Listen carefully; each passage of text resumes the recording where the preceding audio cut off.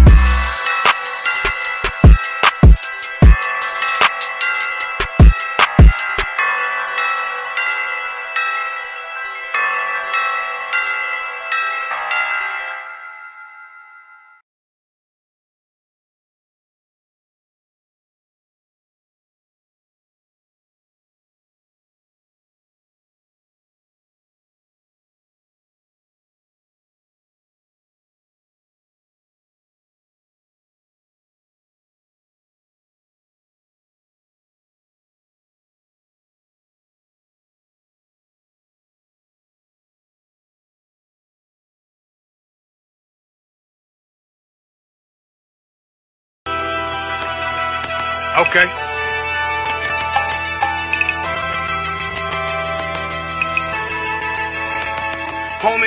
There's a king that's coming back to save our people. Now we should be preparing ourselves for the return of our king, not stuck up in these denominations and religions that's destroying our people and destroying our nation. So when we are in this kingdom and our brother and sister is doing wickedly in this kingdom, we must tell them, look, the world is expecting you to stay docile, to stay stupid. That's what Christianity teaches our people. Teaches our people to hate one another and love the oppressor. Like, we'll never forgive one another for anything that another brother or sister do to us, but we'll forgive the oppressor in a heartbeat. There's something wrong with that, man.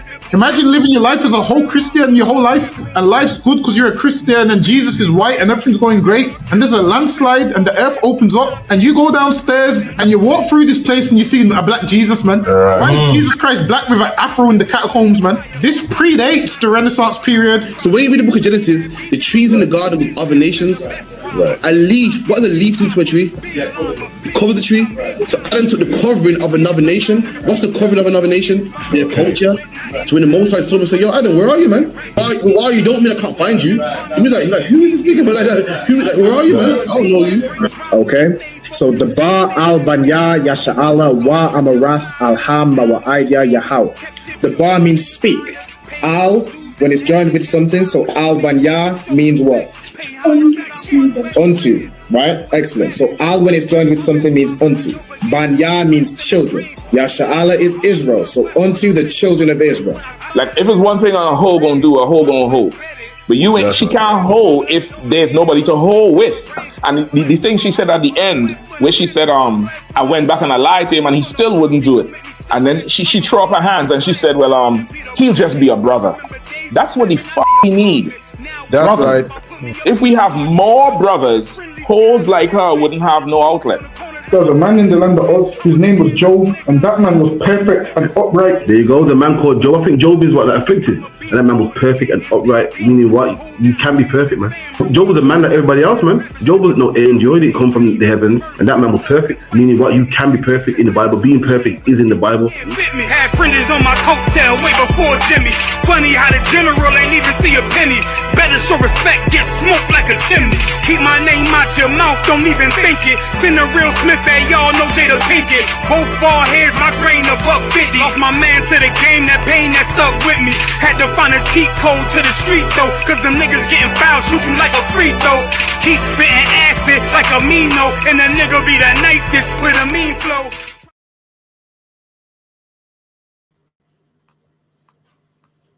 All right, shalom. Clap it up.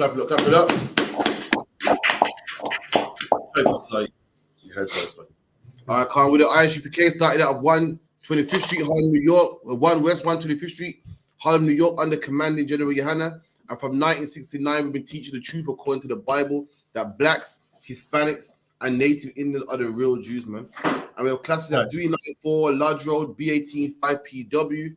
I want to give a shalom to all my officers in the class, all the brothers in the class, sisters in the class as well. You know what I mean? The brothers from Manchester. We got Officer Tazarpan here, Officer Alban, Officer Hakayan Korab.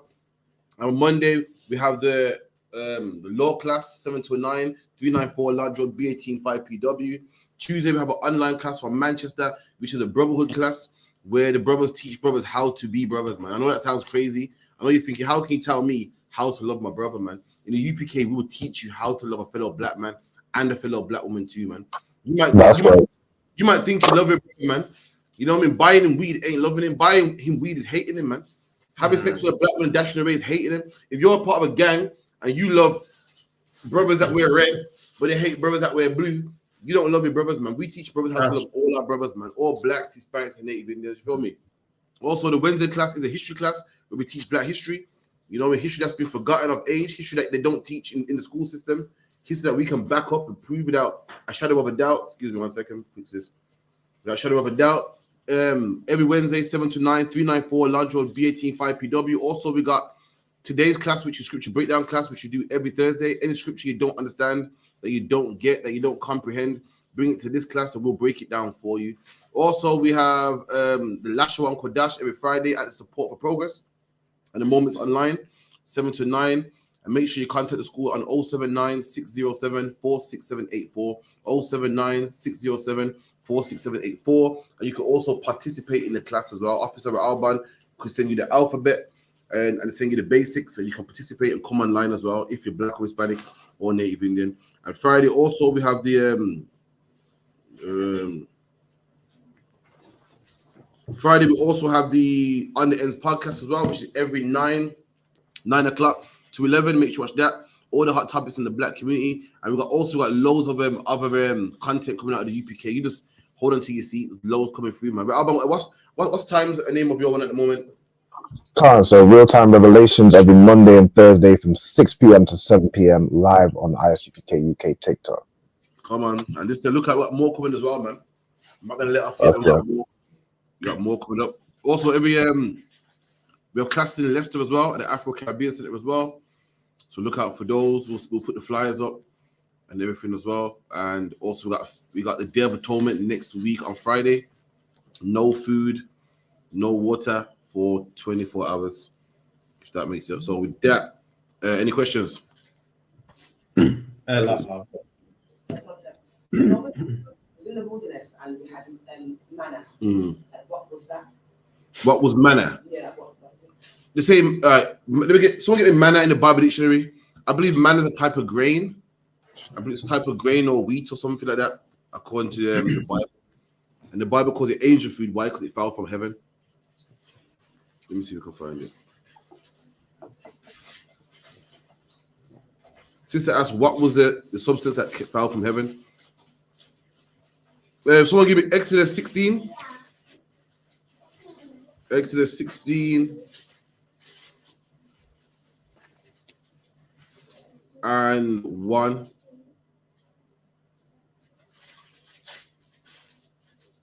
The book of Exodus, chapter 16 and verse 1. And they took their journey from Elim, and all the congregation of the children of Israel came unto the wilderness of Sin, which is between. Again, bear with me a second. Try to get the right scripture to you.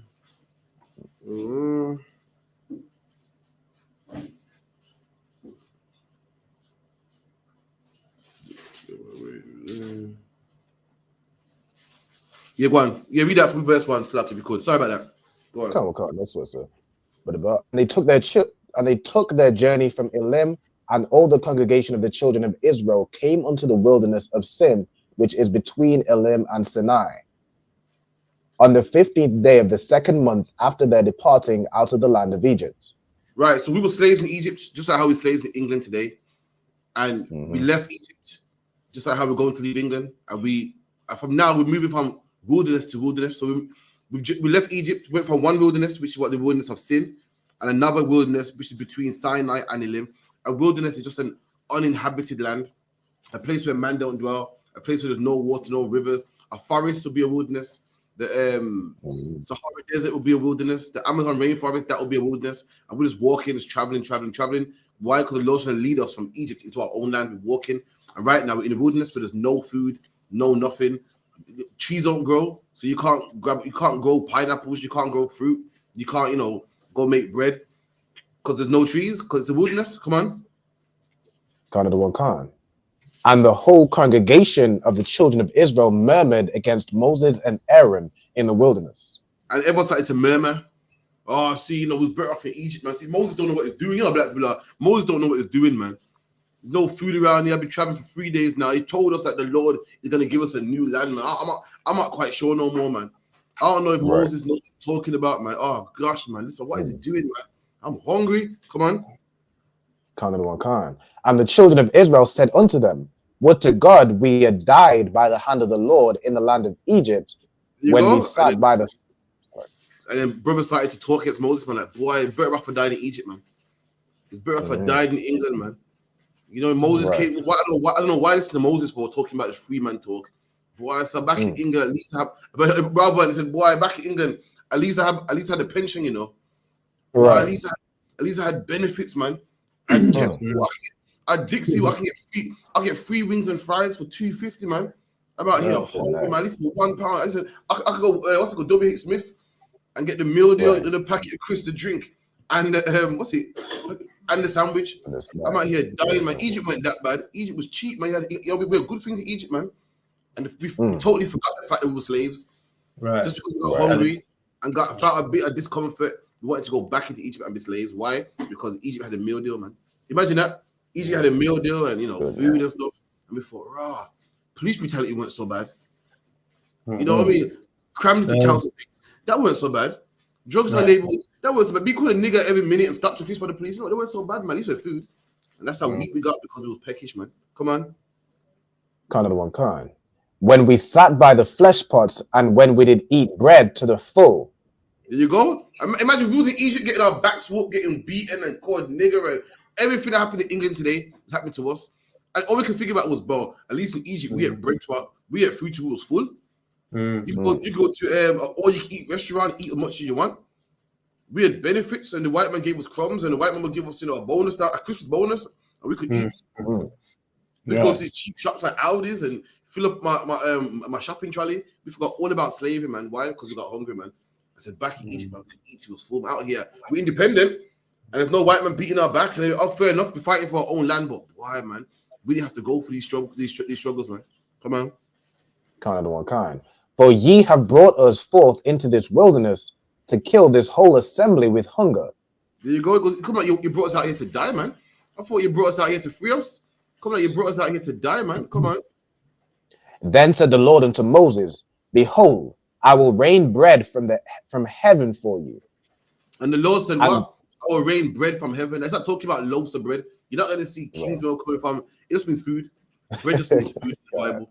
So it means you look at the words, lakam just means food. You know, people say it today, people say, yo, I'm making some bread, man. Y'all got a new job, I'm gonna make some good bread. This means money, because money buys bread, money buys food. You good? Charge you for? Let me see. Maybe 1 second. Old one. Nah, I got a new one though. Nah, you probably doubt it. Have a look around, you might can find one. In fact, yeah. It's like that one there. Baby Akim. You said pull it out. There you go. Is that it? Alright, no sweat. It's not plugged in though. It's not plugged into anything though.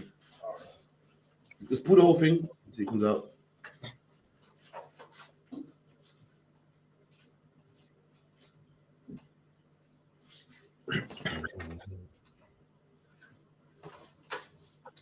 No sweat. All right, carry on, Baba Kushar. Another one, Khan. Then said the Lord unto Moses, behold, I will rain bread from heaven for you. And the Lord said, I'm going to make food come from the sky for you. But since you can't plant food, since there's no food around, I'm going to make food disappear right in front of your foot. Come on. And the people shall go out and gather a certain rate every day. And everybody should go out and gather a certain rate every day. The Lord at a certain amount. When you read this Bible, the Lord has always been militant, always been. You couldn't just go out there and get what you want. Like you got family of 3, you gather a certain amount of pounds. You got family of 2, you gather more. The Lord's always been doubt like that. When you see the ISUPK, how the men get served first by their rank and so on and so on, that's what the Lord's always do out. Men have always ate in rank. Even here, Christ did it as well on the green grass. Christ fed his men in companies. But even here also, everyone gathered at a certain rate. They couldn't just gather what they wanted to. Come on. And a certain rate every day, that I may prove them whether they walk in my law or no. There's a plug there with the USB thing. If it works, so that's rusted out. Sorry, carry on. God. And the people shall go out and gather a certain rate every day, that I may prove them whether they walk in my law or no. There you go. And the Lord said they must go out and eat this food. You know what I mean? So I can prove them. So I can what's the word? Prove me to test. I can test them if to walk in my law or not. Come on. And it shall come to pass that on the 6th day they shall prepare that which they bring in, and it shall be twice as much as they gather daily. There you go. And the Lord went on the 6th day to man to gather both. Why? To prove them, to see if they listen. As we didn't listen. Well, I think I missed the part I wanted. This is a part where it lets you know what the manner is. Wait with me a second.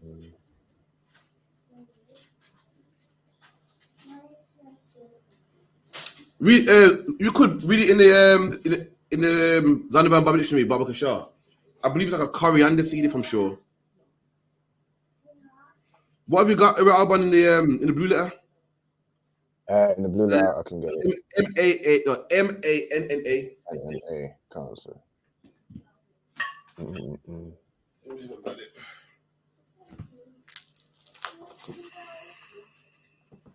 Let me get it here. So yeah. 16 and verse 15 says it is manna. Some shit here. Present. Share. I got it here. So in Exodus 16 and verse 15 says manna. We'll go into it. It says manna. I think it's pronounced man. Manna, the bread from heaven that fed the Israelites for 40 years in the wilderness wanderings. It means, what is it? Let's see. A juice exuding in heavy drops from twigs. Even the part where I got it in the Bible Dictionary where it says, this Bible Dictionary goes, it is a white, delicious flavor and resembles seed of the coriander, a plant of the Eastern Mediterranean, which was both tasty and nourishing. Yeah. And that's the coriander seed, according to the Zanavan Bible Dictionary. So imagine you're in the wilderness and you're hungry, there's nothing you can eat, and then the Lord makes it rain these coriander seeds. And with these coriander seeds, you can grind it down, turn it into bread, you can eat it raw, you can make cake with it, bread with it, you can make different types of things with it. Just like corn. So much food, you got corn, you can make so much food with corn. You have corn in the cob. You can make cornbread. You grind it into cornmeal, popcorn. It's one of them seeds that has many purposes. You make bread with it, cakes with it. So that's what it is, a coriander seed. So imagine you're in the wilderness now, and these seeds, the Lord makes a wind come, and all these seeds come out of nowhere, blown in your way, and you just gather it up and grind it and so forth. And over time, the Bible goes, this seed is delicious. Over time, you got sick of it, man. So I'm sick of this, man. I'd rather eat something else, man. I'm sick of this, man. I was like eating cake all day. Like we forgot the fact that the Lord did a miracle. I'm just complaining, man. And that's why you brothers are in Hebrew Academy. Hebrew Academy, you eat nothing but bread and water, man. The basic necessities, man. It's not about the flavors and the niceness. It's how if you can survive on basic, man. That's what you got to get a kingdom, black man. You need to be in discomfort, man. How do you think England was built? You think England was built by them having fun? They had to sail across these oceans, man, and fight people and invade countries, man. How do you think when they was fighting and camping out, you think they had delicious burgers in World War I and II? These oppressed, the devil, the white man conquered the whole globe, man. Everyone paid taxes and tithes to him. And how do you think he got that when he was camping out and killing the Native American Indians, camping out in tents and trenches with his guns and, killing brothers like Geronimo? You think he had a delicious Big Mac and fries? No, man, he's eating rations, man. And their soldiers suffered, and look what they got today. We got to be the same. We had a nation to build, and we was worried about being comfortable. And my wife ain't got her nails done, and the kids are complaining about this. But now, man, all that stuff come after. So like, come on. Yeah, it's like the other one. I was looking for it, but I found it in the Bible dictionary. It's Zondervan. I got it already, man. But read it again. So lucky you late, but I got it already. Now I was trying to look for it, man. I couldn't find it. So in I'll read it from here. Manna, a special food provided for the Hebrews during the Exodus from Egypt. Just what it was, as puzzled nutrition. Neutralists.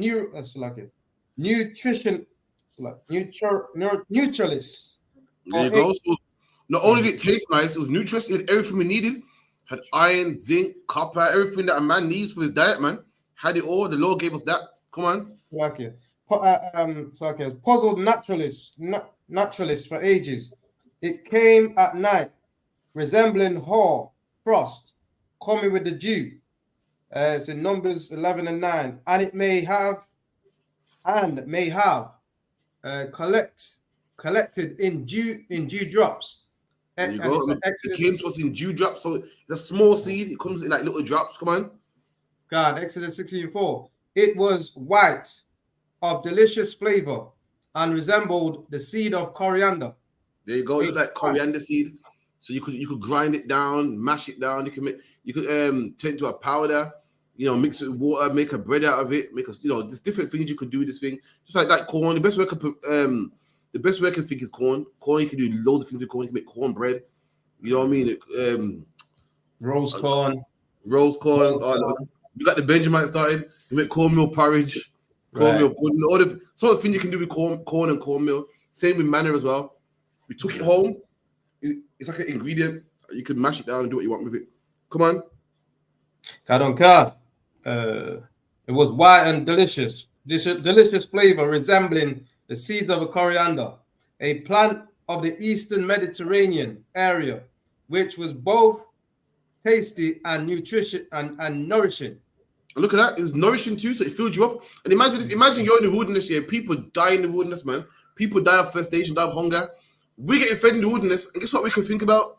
Or we can think, we're not saying, boy, this is something else. We're getting food where food don't grow. We're getting food where there's no food. All we could worry about was what food it was. I'm sick of this, man. I'm tired of this, man. Imagine that you're getting food. You shouldn't get food. You should die out here, man. The last one out there died out there. Anyone wandering in the wilderness for days tends to die out there. And you got food, man. That's miraculous. And all you can worry about is, well, it's not a Big Mac, is it? It's not a double cheese. So it's not it's not Nando's. That's all we could think about, man. Suck says. I don't get it, how would you not do that then? How would you not hold? Sometimes I'm trying to say what should we do now to learn from that? So imagine we was in slavery, getting our backs whipped and so forth, and we came out and we moaned about, it's better off in Egypt. It wasn't better off in Egypt, man. It wasn't. How come the oppressor don't moan? The oppressor comes from a small island called England, and his men sailed the oceans looking for places like Jamaica, Australia, America, Where else? Nigeria, they conquered all these places. Them soldiers on boats, rowing and so forth, man. In the cold on the ship. They didn't moan, oh, the king sent me out here to go find some new land. They never, man. They went and did it, man. Along with the Spanish and the French, they went out there and conquered. But our people, what to complain? Because one thing about being a slave, it is comfortable being a slave. It's comfortable, man. When you say, the brother that over there on the ends, the brother's brought it out, the brother in jail, and he goes, you know, I prefer jail. He goes, on the outside, I got to look for, because on the inside, I ain't got to look for no job and pay bills. I just, you know, go jail. I thought, what a shame. Because it's easier and comfortable to be a slave. To be a free man takes some work. To be a free man takes some fight. To be a free man takes discomfort and uncomfortability. But, you know, to be a slave is easy. Our master, do what? Okay, then. So, as long as I do that, you're going to feed me here? Okay, then. And you're going to clothe me? All right, that's fine. What is it, church on Sunday? No problem, that's fine, man. But to be in the UPK and be hated amongst all people, everyone be free, and everyone hate you, and you're uncomfortable, your grandma hates you, your mom hates you, your friends hate you, everyone looks at you like estranged. You got more than one wife. You don't eat pork, you don't celebrate Christmas. People can't have that. It's not comfortable. It's easy to be comfortable, man. And that was our people. We was in slavery for so long. We was happy being slaves, man. Just complaining. Look at the Ethiopians, man. The Italians went to go fight Selassie, man. Selassie said, yeah, I'm being a slave. They fought to the death, man. The Indians also, come on, man. You been telling me they're better than us. Why are we complaining? Why are we moaning? You know what I mean? Ethiopia, other countries got independence, man. They're poor, they don't care. Because they know it's wrong to be a slave under another man. No, our people, though, we're just happy. We're just happy, man. I hear Black people say today, Black people say, have you this one, Zap one? Black people say the worst thing Jamaica could have done was ask for their independence. You hear that one before? I've heard that, yeah, can. I've heard it 1,000 times, man. Why? Because our people don't want to be free, man. We would rather be under the British as long as we get them roads paved, as long as we get them benefits. But it's better to be free. It's better to be free and be broke, man. It's better to be free and living in poverty, man, than to be under another man. And all nations, no other nation wants to be under somebody else. All nations know it's not right to be under a man. All nations know it's not right to be oppressed, man. But we don't. We'd rather be oppressed. Nelson Mandela fought, man. He fought the British in South Africa because he didn't want to be oppressed, man. He didn't want them ruling over him. But our people are in the past, man. This is I'm a Black British now. I ain't fighting. I just want to be a part of them. I don't want my own land. I don't want my own language. It's too much, man. I'd rather be, rather just get along with everybody, man. And that's the problem. That's what our people here, man. We'd rather go back to Egypt, go back where we've been oppressed because being free was too hard, man. Come on, man. You want that? Let me see. That it came by miraculous means. And it came by miraculous needs. Miraculous is a miracle, something that just don't happen. It came miraculously.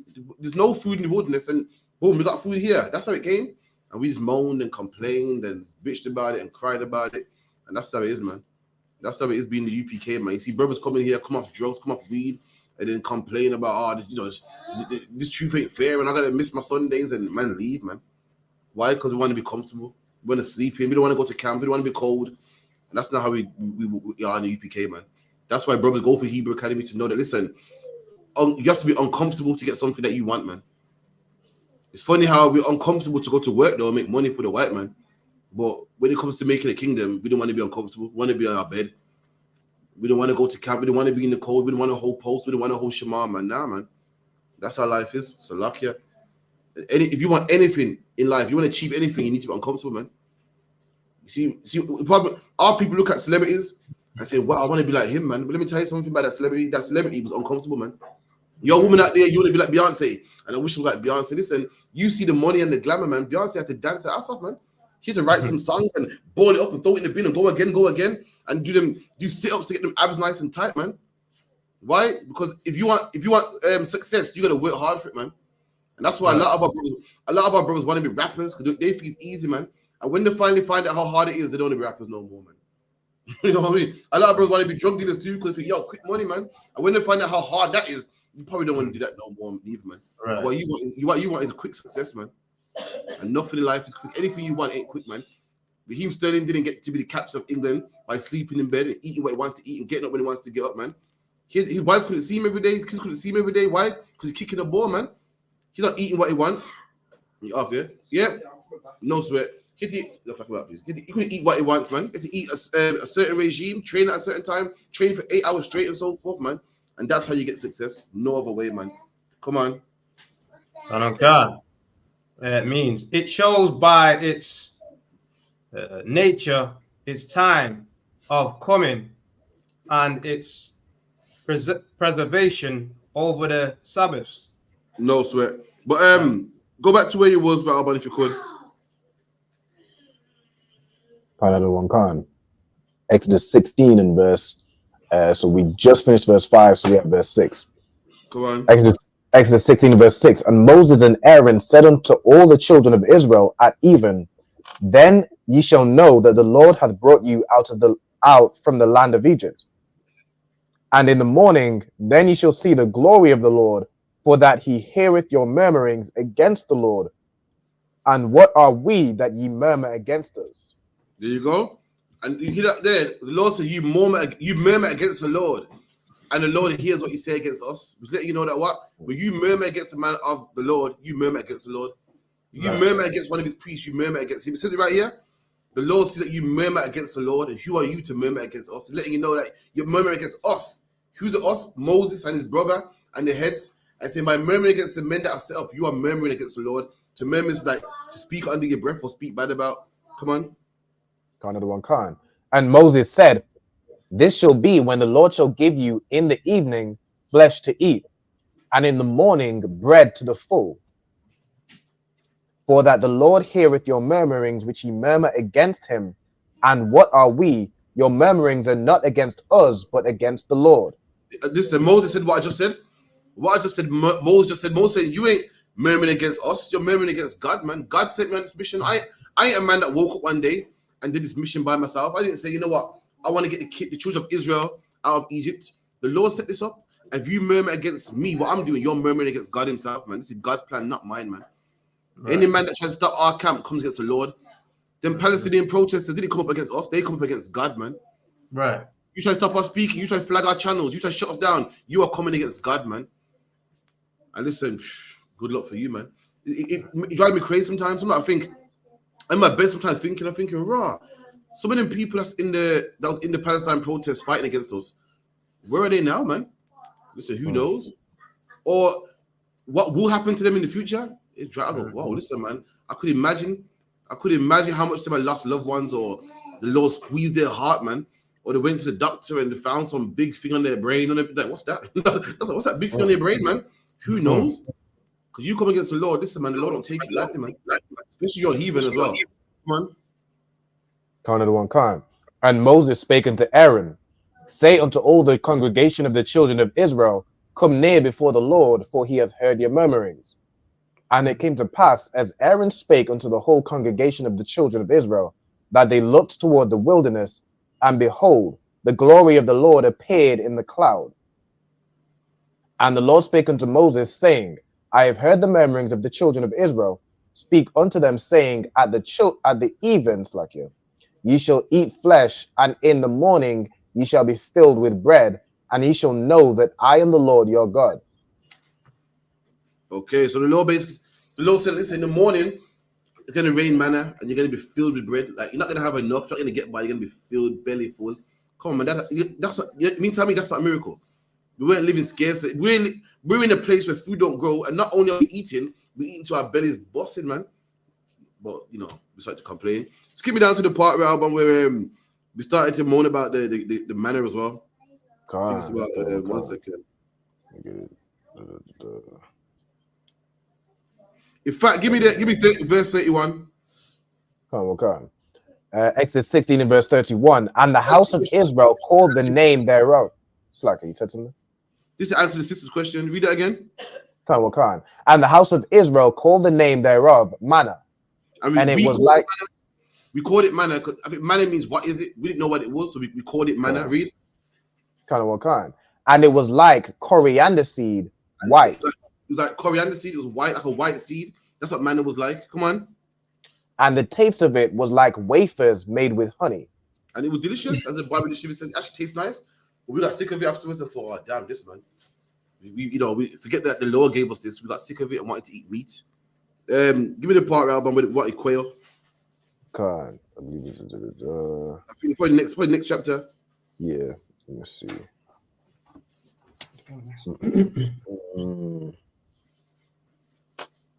Journey from the thing in the water. They them side test for water. Let me get the Exodus 16 and 13, is it? Is it 16 and 13? Is that right? I think it said something about in the evening quails went up, and then after there's the dew turned into manna. I think No, that's give me prior. Like 11, give me 11. Numbers 11 and 4. If you could, number 11 and 4. If you could, Hakaya and Korah, please. Khan, Numbers 11, verse 4. And the mixed multitude that was among them fell a lusting. And the children of Israel also wept again and said, who shall give us flesh to eat? There you go. Now, we in Egypt, and who's the mixed multitude? Because Christian would say the mixed multitude is all people. See, white man's with us. That's not true, man. We know the Lord got Israel out only, man. Who's the mixed multitude?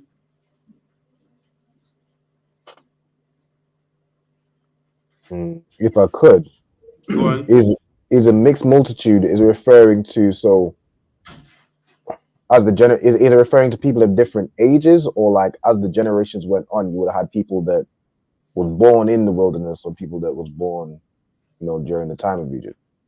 You got get onto it. The mixed multitude was brothers that believed and brothers that didn't believe. See, in the time to come, Yahweh is going to save only Israel that believe. But in the time of Egypt, if you worship Horus and Ra, but you was black, you got saved. You was a man that was a filthy, disgusting, sexual deviant, you were saved as well. Everyone came out of Egypt. Everyone didn't make it to the land. Everyone died. A lot of us died in the wilderness, but we all made it out. That was a mixed multitude, brothers that believed and brothers that didn't believe. That's why in the wilderness, you hear stories about a man having sex with a Midianite woman. Mixed multitude. That's a man that didn't believe, or a man that will sacrifice to another god and they put him to death. That's the mixed multitude there. Brothers that believed and didn't believe. Is it just like the Gentiles that didn't follow the laws, statutes, and commandments, and then you got the other ones that did follow the laws, statutes, and commandments? Is that kind of what you're talking about as well? Right. So in the New Testament, brothers that don't believe are called Gentiles. Here, brothers that don't believe are called a mixed multitude. Why? Because they're mixed up in different philosophies, and this man believes this man believes that, and they're all mixed up and they came down with us. That's what it means by the mixed multitude. Start talking about heathens came down with us and Gentiles and this and that. It's looking at brothers that believes in other types of philosophies. Talks about the Israelitish man. Not Israel, because it talks about the is it a woman? Israelitish woman? No, the Egyptian, no.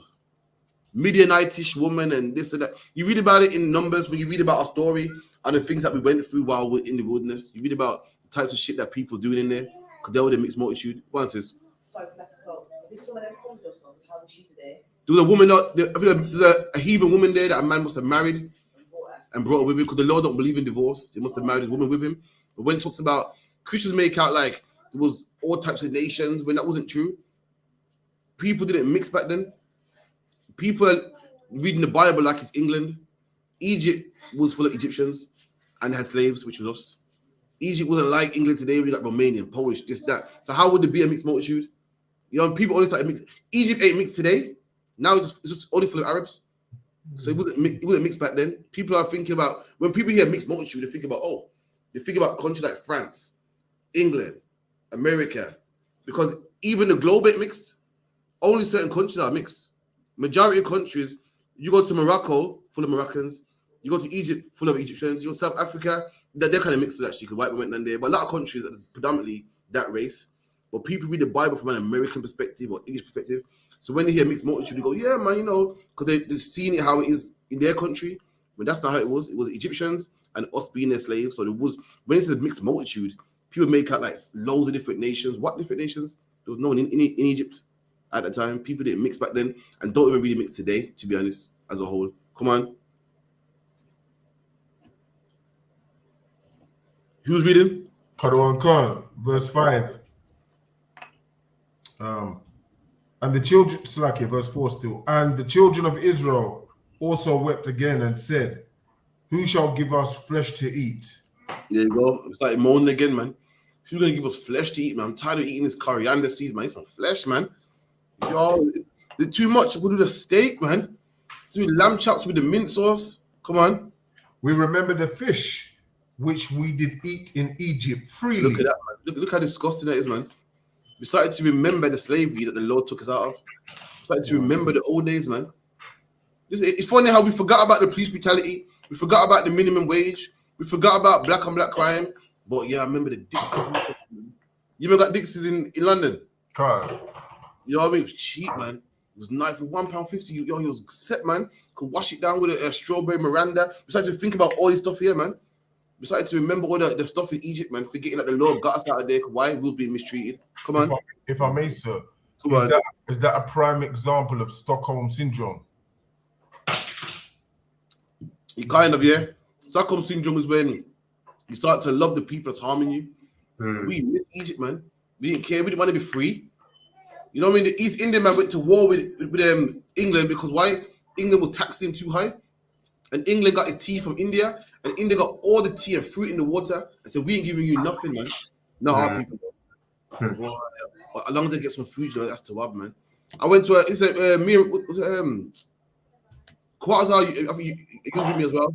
Went to that meeting in King's Landing, a black meeting, had to sit down. And the man said that the government gives every nation a certain amount of grants to help them out. So the Indian man might have their parties, and then the Indian man might have a certain amount of shops, and the Romanian man gets their certain amount of shops, have different operations to give to different races.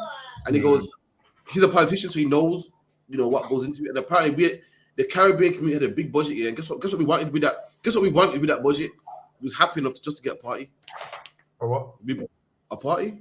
All we wanted was Carnival and Marcus Garvey. That's all we wanted, man.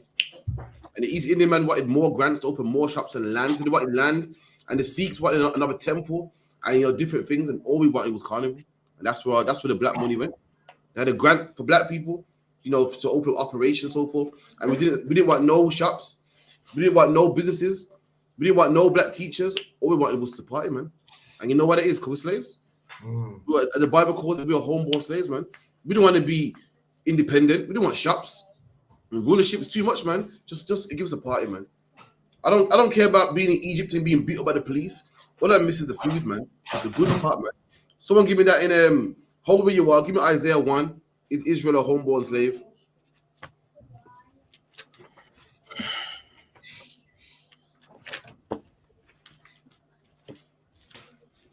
So Isaiah 2:14. Isaiah. I got it in Jeremiah. Huh? It's okay. I don't think that's it though. That's not it. It's like I got it in Jeremiah 2:14. Yeah. Jeremiah. Come Go on, so like, grab it for me. Come on, sir. Book of Jeremiah, chapter 2 and verse 14. Is Israel a servant? The Lord's asking a question. The Lord's seen how, you know, all about his food. Looking like, yo, Israel's a servant. No other nation will live like this. Like the Indian man, the Chinese. These men don't speak English. Even they're like, I don't want you ruling over me. But Israel wants some food, man. Israel wants some meat. They're happy being a servant. They're happy being killed. They're happy being crammed into council estates and drugs in their community. As long as they get some food, as long as they can get a party, as long as they can get a carnival. And that's why no one wants to come through these doors, man. The masses of people don't want to come through these doors. Why? Because we're here, you can't smoke weed, man. And you can't celebrate Christmas. And we don't care about Christ coming back and saving us. All we want is Christmas, man. Imagine that we don't want to get saved because Christmas is too good, man. I can't let it go. Presents in a tree, we just can't let go. When you can have presents any day of the week, man. Right. Why? Because I need that pork, man. We'll rather put our salvation on hold because we want to eat pork, man. Come on, man. Meanwhile, the Ethiopians went to war with the Italians, man. Went to war with them. These Indian man, the Ethiopian man was on horseback. They didn't even have. Imagine this: the white man was fighting planes and tanks, man, and these Ethiopian men didn't even have the proper military might to fight them on horseback. But they said, "Listen, I would die before I speak Italian. I would die before I be under some white man." They fought anyway, man. But black people, oh man, Just give us some lamb chops, man. Give us a party, man.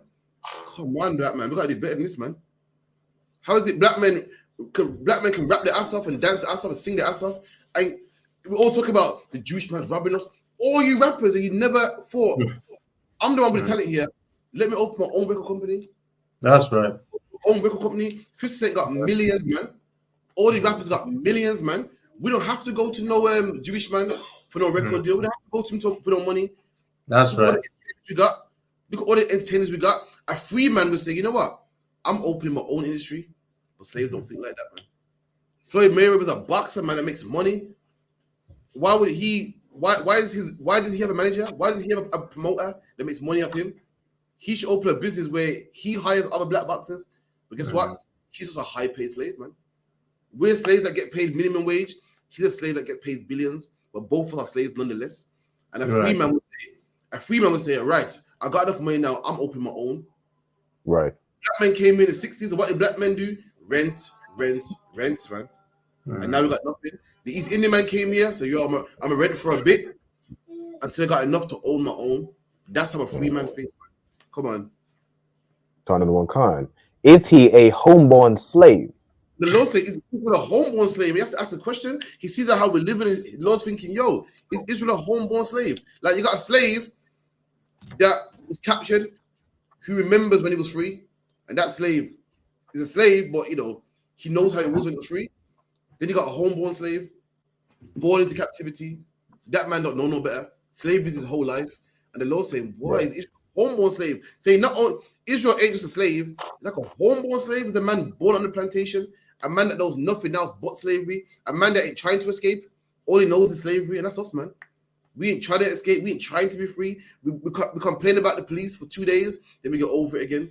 We ain't trying to be, we are happy, we are comfortable being under the white man. We are happy being British citizens. We don't want a country of our own, a land of our own, where every other nation works for a bit on the bottom, builds enough, and now you have Pakistani communities with the Pakistani shops. Star City plays Pakistani movies, man. Can you believe that? It drives me crazy because they're not, you know why? Because they're not trying to be slaves. They're trying to be free. I saw certain Subways and certain KFCs sell halal chicken, man. Can you believe that? A multi-million-dollar business respects Muslim people, man. You try to get jerk chicken in KFC. We say that works for you. How you know? But East Indian man can get them to respect it. Why? Because they don't want to be servants, man. We're just happy getting on. Oh, well, you know it is. Well, I'm trying to get by. Come on. Kind of one kind. Why is he spoiled? No, so go back to where you were, Haki and Salakia. So just letting you know that our people, thanks to Christianity, got this mentality of being a slave, man. This comfortable mentality. We got to get out of it, man. Come on. Quran Khan, Numbers 11, verse 5. We remember the fish which we did eat in Egypt freely. There you go, freely. This fish went free. So we eat fish freely. You did eat fish, but it went freely. Right. As you're eating that fish, you have to get up to work at 6, man. Right.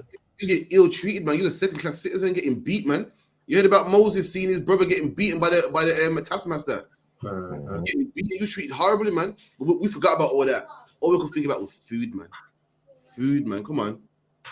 Quran Khan, the cucumbers, the melon, and the leeks, and the onions, and the garlic. Saying, boy, I remember. They say, yo, I remember I could push a shopping cart in Tesco. I'm sick of this manner, man. In Tesco, you had all these varieties of stuff, man. Boy, I miss this and that. And we could wash it down with a nice drink. And remember Fanta? Remember Coke? Oh, it's a shame, man. Now I'm out here. Trying to be independent, man. Back in Egypt, yo, we had it good, man. We had the onion and the cucumber. What else? The melon and the what? And the garlic. Come on. But now our soul is dried away. He said, now our soul is dried away, man. My soul is your body. My soul is dried away. Man, I'm hungry, man. I'm tired of eating this. It's not the best food, man. Come on.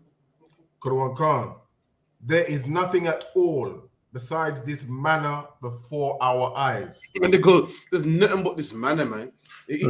Back in Egypt, we had a variety, we had all types of stuff. Now I come here, pure manna, man. Every day eating this manna. My soul's dried away, man. I'm just tired out here, man. My soul's dry. I need some food, man. I need something else, man. Come on. Could have one con. And the manna was as coriander seed. There you go. The manna was like a coriander seed. Come on. Could have one con. And the color thereof as the color of Bedlium. Mm-hmm. And okay. And the people went about and gathered it. And this is to your question. So people get the coriander seed. Read. And ground it in mills. And they'll ground it in a mill. So you grind like your windmill. That's where you get the word windmill from. It's a mill, but the wind blows it. Can you imagine, Albert? 2,000 years ago, the windmill was high-tech technology. Now, ain't nothing now. But back in the day, a windmill was like, yo, I know how you can grind mill.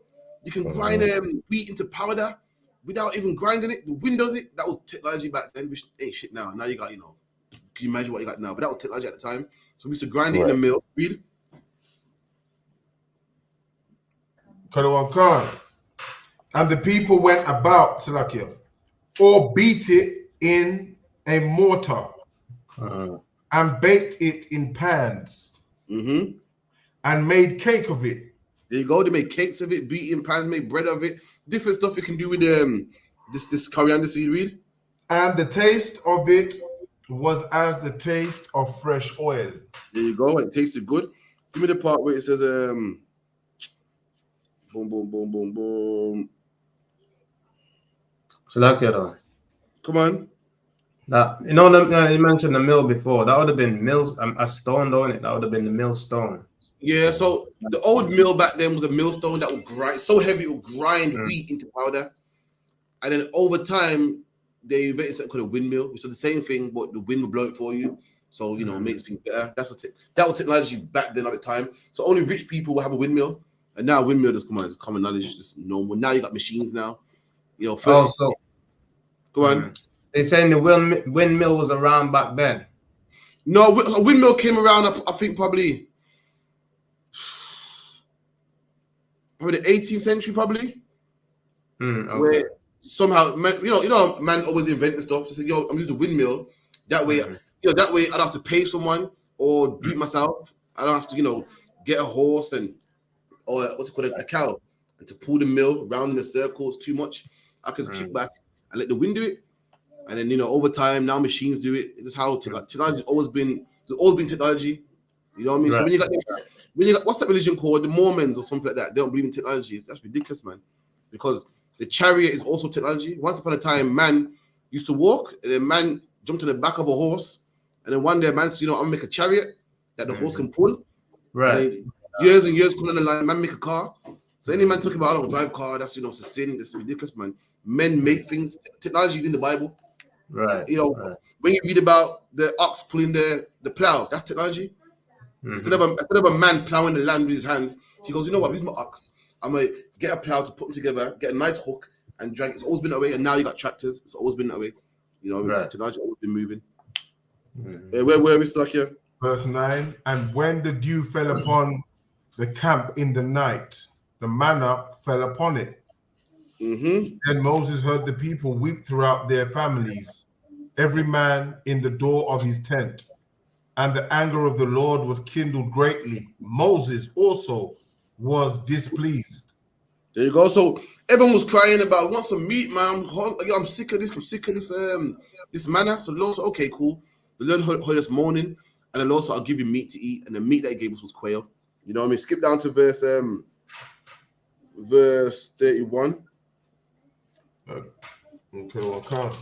Verse 31. And there went forth a wind from the Lord and brought quails from the sea. Okay. So quail's a type of bird. When you read on, the Lord gave us quail to eat, and he made us eat the quail till we got sick of the quail, and then killed the ones from murmuring as well. But to answer sister's question, man is a type of coriander seed that you can grind and do different things. Black people are just very talented. Like with chicken alone, we can make curry chicken, fried chicken, jerk chicken. Yeah, so with coriander seed, we could do loads of stuff with the one thing. It was very talented at doing loads of stuff, but it came to the point where we got sick of it and said, you know what, damn that, I don't want no more on something else. Any more questions? Yeah, Kadwan Khan, sir. Can I have a breakdown of Revelations 21:8, please? Revelation 21:8. Khan, sir. Read it when you got it, Baba Kushar. Kadwan Khan, Revelations 21, verse 8. But the fearful and unbelieving and the abominable and the murderers and the whoremongers and the sorcerers and the idolaters and all liars shall have their part in the lake which burneth with fire and brimstone, which is the second death. Can you break down exactly what that is, like the second death, the lake of fire, all of that, please, if you could, sir. All right, cool. So read that again from the top. Khan, Revelations 21. In fact, start from verse 7. One of my favorite scriptures. Give verse 7 if you could. Khan, Revelations 21, verse 7. He that overcometh shall inherit all things. Right. So this is Christ speaking. You know, when Christ said this, he said what he said here, he said before, thousands of times, man. Christ said what? He that endures to the end, the same shall be saved. Christ also said that, you know, he'll put crowns upon their heads. And he's saying the same thing again, but it's quoted differently. So he that overcometh shall inherit all things. I mean, if you overcome your lust, your sins, the thing that's pulling you back. You overcome it. If you beat it, you will inherit the kingdom of heaven, man. You will get a prize. You will get a reward. That's why Ezra saw Christ putting crowns on brothers' heads, man. And said, "Who are these men?" And said, "These are they that stood so stiffly for the Lord." Someone get me that. Just like that, it goes, stood so stiffly for the Lord. Let me get it.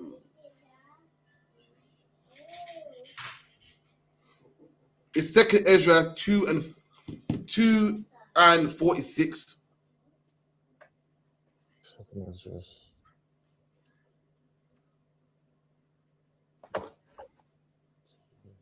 Hold where you are, Hakayan.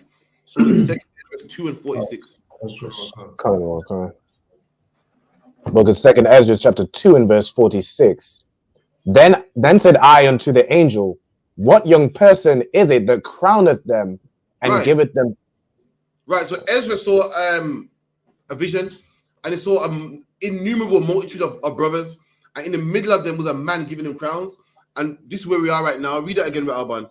Khan. Then said I unto the angel, what young person is it that crowneth them?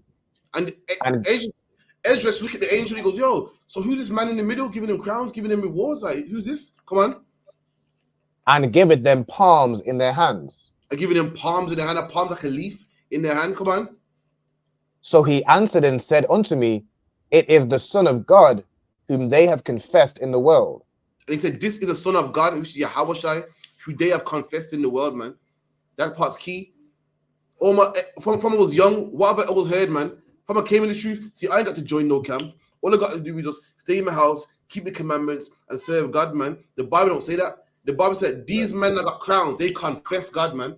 They were there and confessed God. They were there and told men, you must do this, you must do that. They told men about God. To confess is to go out there and tell people. These men didn't stay in their yard with strong concordance. Well, I keep the Sabbath. I do this, me and my family. No, man, they were there and confessed God in the world. And that's how they got their crown, man. Come on. Then began I greatly to commend them that stood so stiffly for the name of the Lord. There you go. It said, these are they that stood so stiffly for the name of the Lord. These men that got their reward are men that stood stiff for the Lord. To be stiff means you can't be moved. No man can push you up to serve this doctrine or that doctrine. They stood stiff for the Lord, man. Stood straight for the Lord. These are the men that got crowns. These are the men that got rewarded. So go back to where you were in Revelation 21 and 7. Khan. He that overcometh shall inherit all things. And we just read that. He that overcometh. How do you overcome? By standing so stiffly, man. Right. Your wife is saying, yo, celebrate Christmas? Nah, man, I'm standing stiff. That's how you overcome. Right. You say, yo, come celebrate Christmas, man. Come smoke some coke with us, man. Come smoke some weed. You go, no. You stand stiff, and that's how you overcome. And if you overcome, you shall inherit all things. The same thing we read in Ezra. These men stood so stiffly, and they inherited the crown. These men overcame, and they will inherit all things. Come on. Khan. But the fifth, Salakia, and I will be his God, and he shall be my son. There you go. And the Lord said, I will be his God, and he shall be my son. That's how you get to call a son of the Lord, man. The Lord will consider you his son, That's man. right. If you overcome all things. If you stand so stiffly, man. Come on. Kadwan Khan. But the fearful. There you go. The Lord said, he that stands so stiffly shall inherit all things, but the fearful. Now talk about the opposite. People that don't stand stiffly for the Lord. And what's one reason why people don't stand stiffly for the Lord? What's one reason why people don't overcome? Because they're scared, man. Scared. The Lord say, he that overcomes, the world and sin and his own personal problems shall inherit everything, but the fearful. So this is the opposite now. These are the things that will make you not stand so stiffly. These are the things that will make you not overcome if you're fearful, if you're scared. You don't want to confess the Lord because you're scared. You're scared what people think. You're scared what your auntie might think, your wife might think, or you're scared of letting people down or whatever the case may be, man. A man like that won't inherit, man. Come on. Kadwan Khan. But the fearful and unbelieving. Another reason why a man won't make the kingdom. Another reason why a man won't stand strong with Yahushua, because he don't believe, man. He don't believe. He sees how strong the white man is, and he goes, "Oh, I hear what you're saying, man, but I can't think that we can rule one day, man. I can't see black people ruling and standing on their own 2 feet, man. That's an unbelieving brother, man. Come on." And the abominable. Abominable is someone unclean, man. What's an abominable sin? One of them is homosexuality, man. One of them is eating pork as well, man. One of them is a man dressed like a woman. The Bible called them things abominable, man. Come on. Kadwan Khan. And murderers. Unjust killing. That's a murderer, man. When a man does a sin and the priest puts him to death, that's not murdering. But when you want a man's chain or what his phone and you kill him, that's murder, man. Murder is unjust killing. It's unjust killing. Just like locking somebody up. If a policeman locks somebody up, it's fine. But if you lock somebody up, it's kidnapping. Right. When it's sanctified by the law, it's fine. But when you do it because you're jealous, then it becomes murder. When you do unjustly, it's murder. Come on. Kadwan Khan. And whoremongers. The whoremongers too. What's a whoremonger? Anyone know what a whoremonger is? That's a male whore. Man that's sleeping around. No, see, I knew you would say that. Christians all say that. Oh yeah, you're whoremonger. IYC say, yeah, man. You brothers in the UPK, you're whoremonger. You got more than one wife, man. That's cool, man. It's a shame. No, so lucky. Man don't understand basic English, man. A whoremonger is not a man that chills out with whores, man. And even though it's wrong for a man to chill with whores, but that's not a whoremonger, man. Anyone know what a whore is? Come on. That's not what I mean. Like, obviously, you know that a man can have more than one wife and all that. I mean, like a man that sleeps around with the sisters and throw them away. No, that's what I'm not a whore, man. That man's disgusting. That man's an adultery. The Bible goes, if any man puts away his wife, he commits adultery. But that's not a whoremonger, man. If I could, sir. Come on. A whoremonger's like a pimp. A whoremonger's a pimp. You know what I mean? What's a fishmonger? Somebody who sells fish. Yeah. A fishmonger is someone that sells fish, man. What's a whoremonger? Someone who sells whores, man. That's what a whoremonger is. You feel me? It's a shame, man. A man don't even understand basic English, man. A whoremonger is someone that sells women. It's magic. I'm watching Game of Thrones, man. And there's a man in there called Littlefinger. And there's a scene where he goes, "Oh, yes, my favorite whoremonger, man." So you mean tell me the producers of Game of Thrones know what a whoremonger is? And your prophet leader in purple don't know what a whoremonger is. Come on, man. It's ridiculous. You keep reading. Kadwan Khan. And sorcerers, man. Drug dealers, Christians. You know what I mean? When Christians bang that tambourine and they get you feeling all good and you feel in the Holy Spirit, that's a sorcerer, man. A man playing games, playing tricks, man. When you go to a drug dealer, man, and he makes you, go crazy or explore your mind or make you feel a certain way, that's a sorcerer, man, according to the Bible. Come on.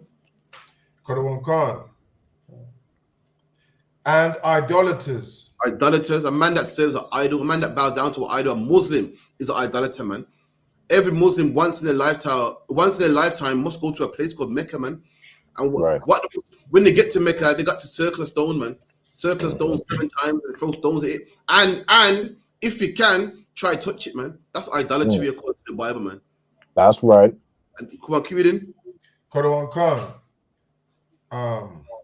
And all liars. And all liars, man. See it there? You know what I mean? Was it the First and Faith Israelites called, man, them Sakari. So the Bible don't say nothing about lying. According to the law, it don't say nothing about lying. It says you can't bear false witness. See, bearing false witness is when you go to a judge and say da-da-da-da, and everyone's like, oh, that's deep, man. But here it's saying here it says there's gonna be a punishment for liars, man. You know what I mean? The Bible also says lie not one to another in the law, man. Shows how much you don't know the Bible. Fair enough, you're right.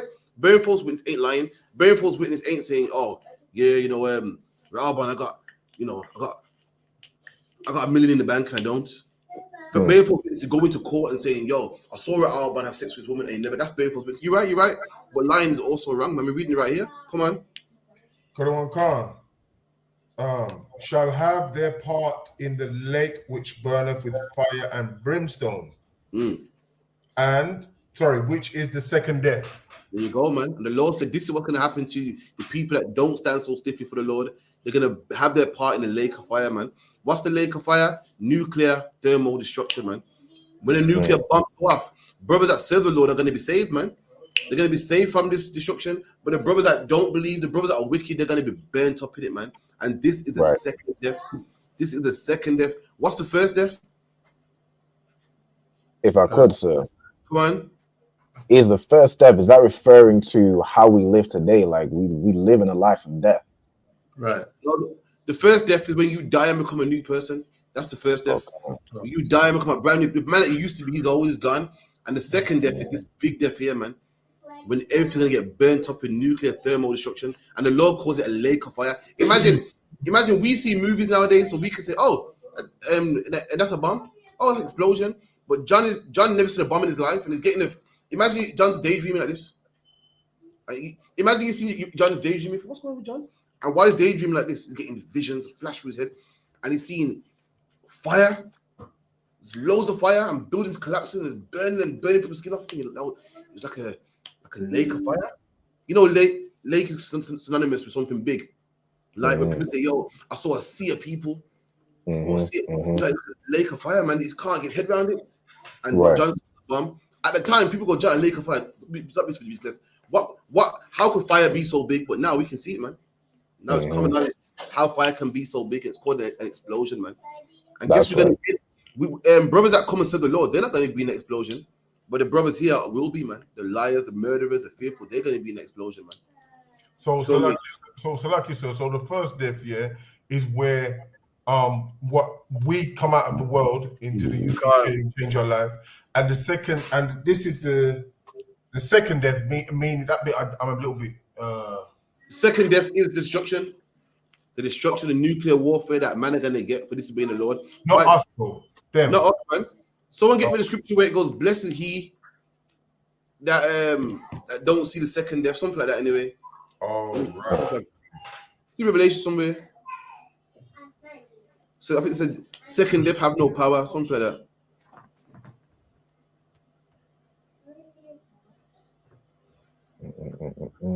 I think it's Revelation 20 and 6. You can't, I'm just gonna. The book of Revelation, chapter 20 and verse 6. Blessed and holy is he that hath part in the first resurrection. There you go. So blessed is he that has part in the first resurrection. In order for you to resurrect, in order for you to come to life, to resurrect means to what? Come alive from the dead. So in order for you to resurrect from the dead, means you have to be put to death. So the Lord saying, blessed is that man that resurrected in the what? Read that again. Blessed and holy is he that hath part in the first resurrection. There you go. Now, if you got part in the first resurrection, then that means you must experience the first death, man. And what's that first death? When you put down sin, man, and you became a new person, you resurrected. Come on. Khan of the one Khan. On such, the second death have no power. And a man like that, the second death have no power. What's the second death, Hakayan? The thermonuclear Just destruction. read it, exactly. It goes, they're going to be in a lake of fire, which is the second death. But a man that's a brand new person that resurrected himself, he ain't got to worry about the second death. He ain't got to worry about no nuclear fire, man. Why? Why is that? Because he's the one that overcame all things, man. Right. He won't for that second death. Make sense?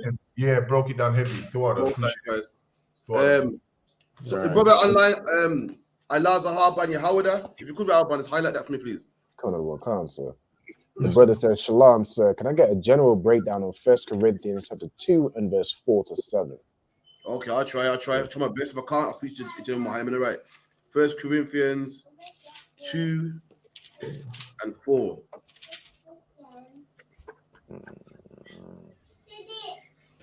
First Corinthians 2. First Corinthians.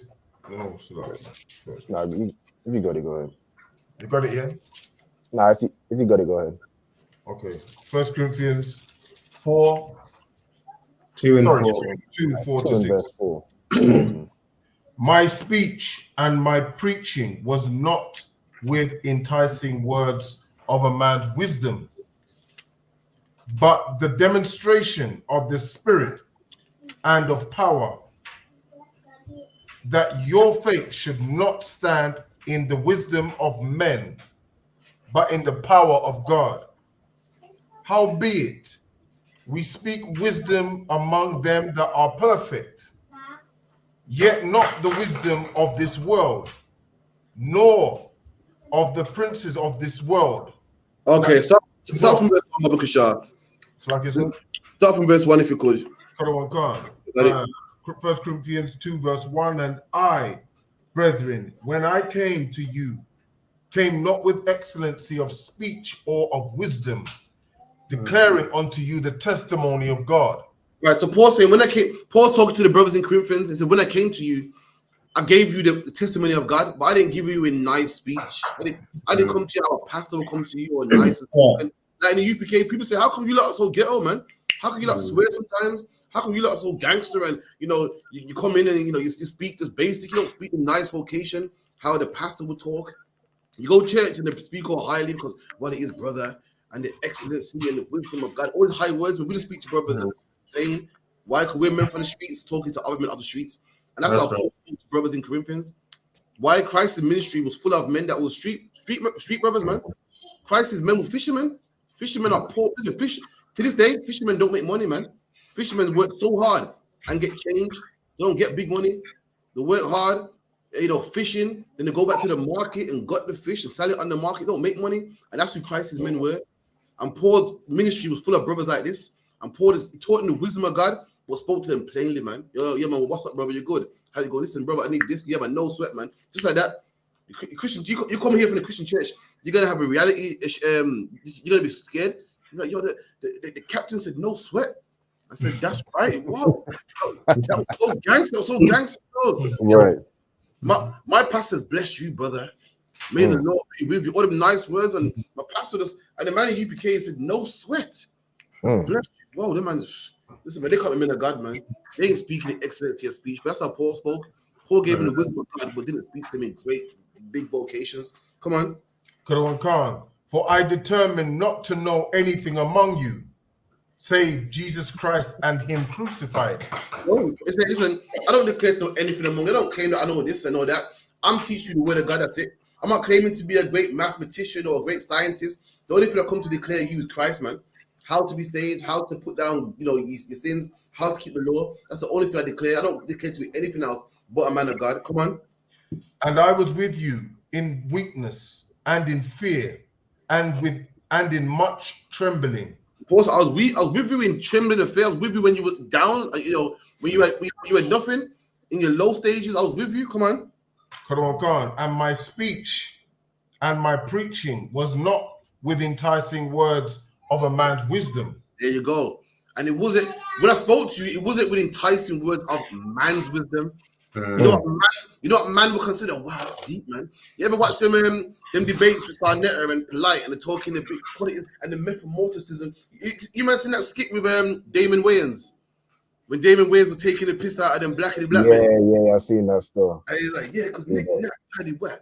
Give a dog a bone. It makes you fun. With venereal disease. It makes you fun, yeah, but people actually talk like that. People actually talk like that, man. And Paul was that brother. Paul the brother go, listen, brother, man. We's wrong, man. Stop that shit. Right. We know about men of God. Men of God are meant to be, speaking. You hear this, like, whoa, you hear that? He said, stop smoking that shit. Just roll to the point. And Paul said, that's what I spoke, man. I spoke plain to brothers, man.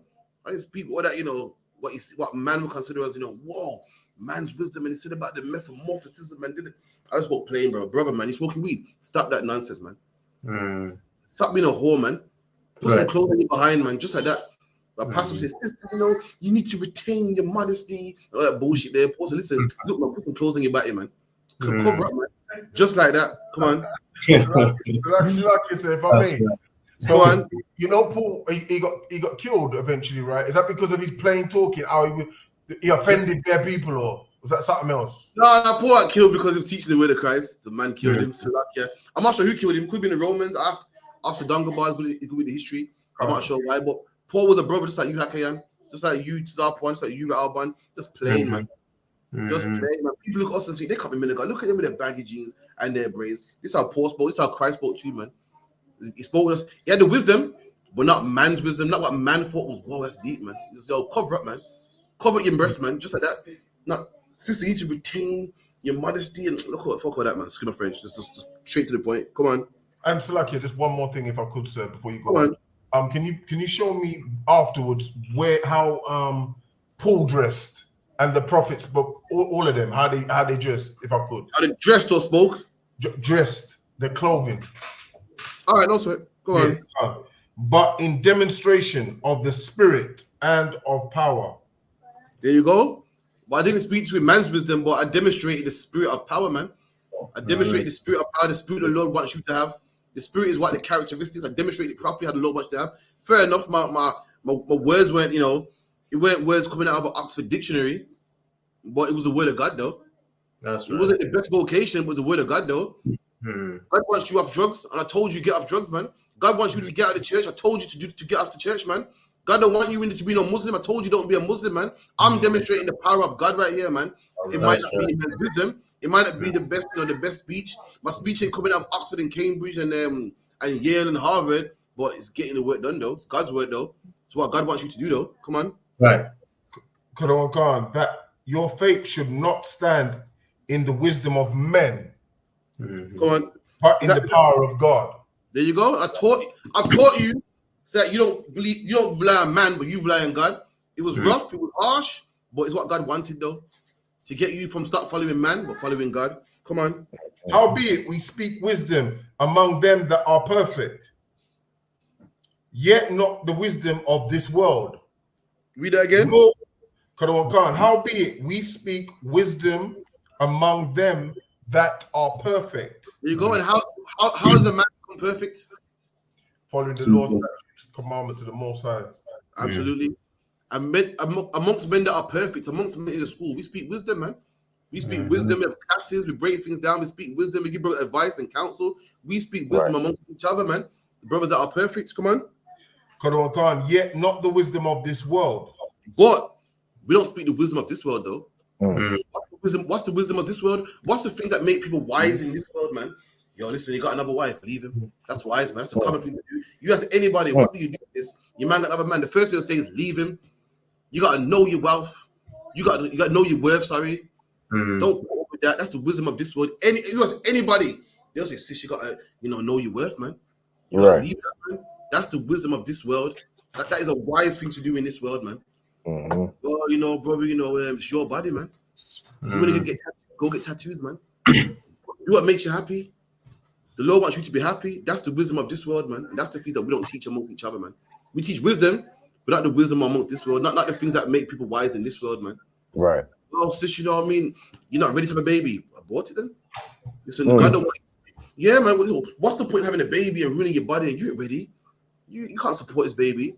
That in this world, that is a wise, responsible decision to make in this world. Right. But amongst each other, we don't talk that wisdom amongst each other. Is the precept to that the wisdom of God is foolishness to this world? Absolutely, Akim. Absolutely. Okay. Nor of the princes of this world that come to naught. There you go. The princes of this world. Who the princes of this world, man? The people that are ruling this world, your prime ministers, your lawyers, your presidents, the pastors, the people that are ruling this world, them and their wisdom will be brought down to naught, man. That's right. Verse 7. And we speak the wisdom of God in a mystery, even the hidden wisdom which God ordained before the world unto our glory. There you go, man. And we speak the wisdom of God, and this word is like a mystery, man. Why is that? Because nobody knows it, man. Nobody. The words we speak is a mystery. Everyone knows about abortions and drug dealing, and if you're a man and you like another man, then be with him, man. Our words a mystery. No one's ever heard it before, man. To the point they'll shut down your YouTube channel, they want to hate you, they want to block you, because to them it's like, I never heard this before in my life. We know how to. We know how to fix a marriage, man. We tell a woman, what? Your man got another man. Stay. That's a mystery. No one's ever heard that before. Like, whoa. Right. So I know about leaving. I know about getting my uncles and cousins to beat him up, but to stay, that's a mystery, man. What you can't celebrate Christmas, that's a mystery. Who's ever heard that it's wrong to celebrate Christmas? Even Muslims celebrate Christmas. Right. It's wrong to celebrate Christmas. That's a mystery. The wisdom that we have, the wisdom God gave us is a mystery. It's not known to all people. It's weird, man. Like it's like a mystery to them. It's like a puzzle, something that can't be understood. That's our wisdom, man. Right. Imagine this: Muslims celebrate. Ain't no one love Christmas more than a Muslim. Muslims love Christmas, man. You get your most devout Muslim, yeah, and in December, which is coming up, yeah, you'll see him buying wrapping paper, man. And we teach not to celebrate Christmas. They're like, whoa, that's crazy, man. Right. That's that verse 7. Yeah, that's it, sir. And smoking weed too. They all over that, man. But then they go to the mosque and all that nonsense. It don't make no sense, man. It was a slave, man. He's starting to get on my last nerve, so Lakia. I'm trying to get on my life, man. He's telling me how great Muhammad is. I'm not interested, man. So I'm sorry, I'm being nice. I'm not interested, man. Oh, that's right. It's on purpose too, man. I say hello to a minute. I say morning, and he has to go. Yeah, man, it's on purpose. He prays, he prays and opens the door. On purpose.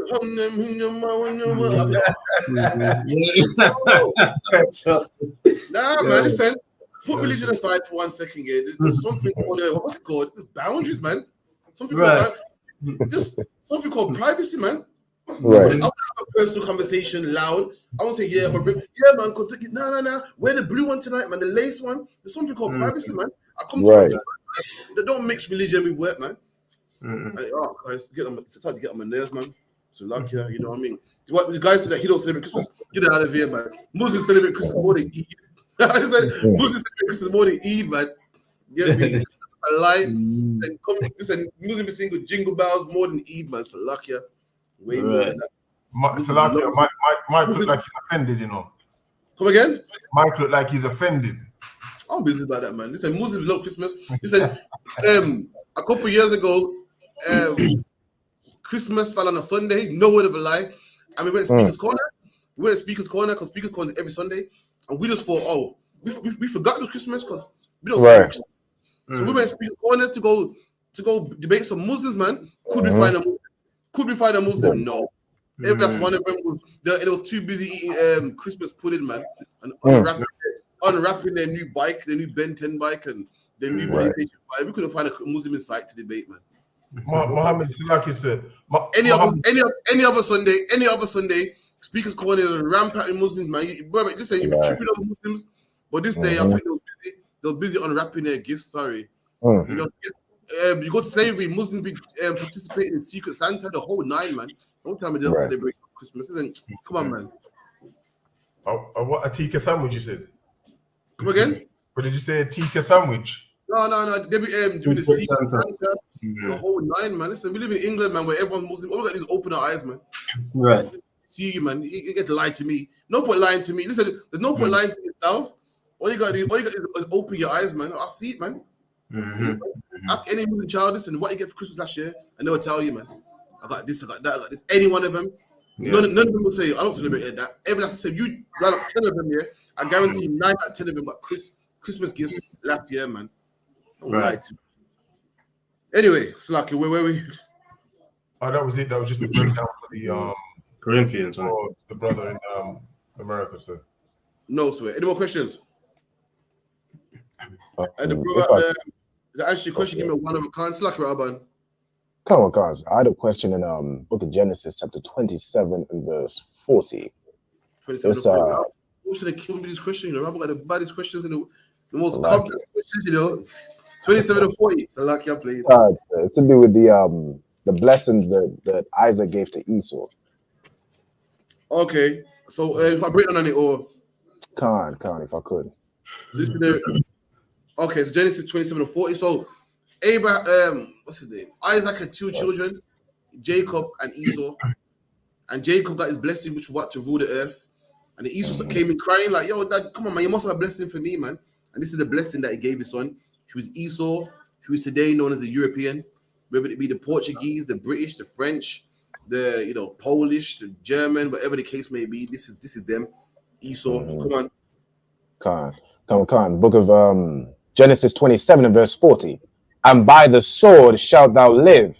And the Bible said, by the sword shall they live. This is a prophecy of how Esau will live. And they live by the sword. They make their living by the sword, man. Right. How do you think England is so rich? By trading. By trading and signing deals. You better do some history, man. You better do some history how they got to India and robbed India blind for all that silk, all the textiles, and all the tea. You better do some research on how they got to Australia and killed all the Aborigines. They didn't sign no treaties with them. They didn't say, Aborigine, you want to do a deal? Okay, you better find out how they went to America and the Caribbean.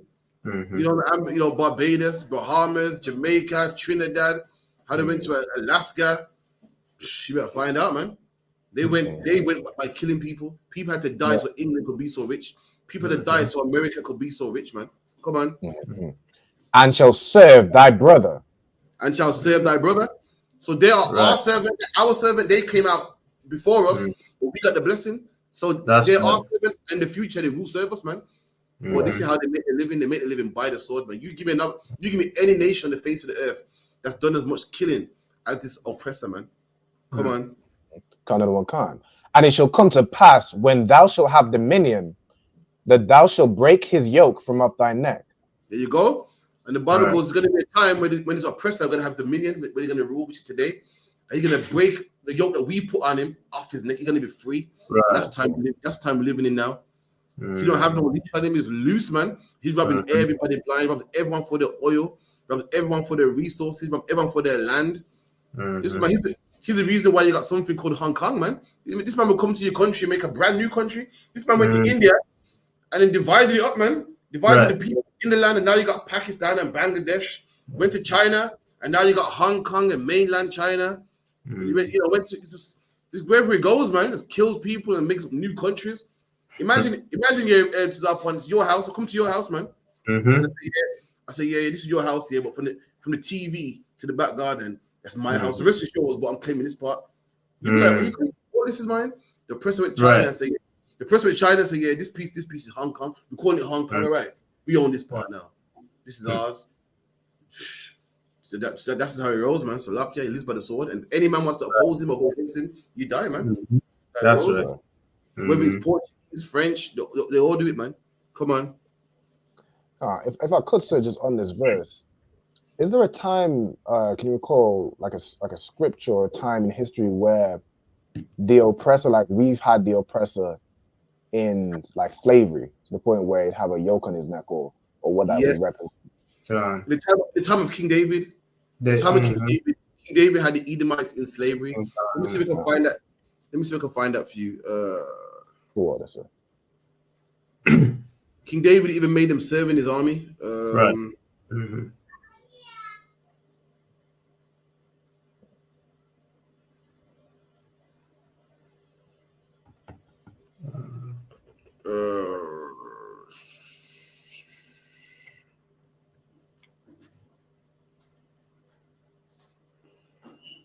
Is it I seen one in 2 Samuel 8 and verse 14? Yeah, King David had a famous Edomite in his army as a slave. He used to do dirty work. His name was Doeg. You can research that in your own time. And we had him in slavery in the time of, I think, Joshua as well. So that's what it's talking about, where they broke the iron off the neck. You bear with me, I'll find it for you. But that's, for time's sake, that's the times that we had him in slavery. The time of Joshua and the time of King David as well. So, Akian, you wanted the scripture on what? Sorry, how we used to dress? Yes, please, if I could. Okay, so the famous one is what? The famous one is Revelations 1 and 13. Get that, Baba Kashar? So this is how Paul and everybody else dressed back then as well, yeah? How we would have dressed. This is how Christ dressed. We're gonna get all of them, but this is the first one I'll go to. Revelations 1:16. And he had on his right hand 7 stars. Give me a garment down to the foot, that part there.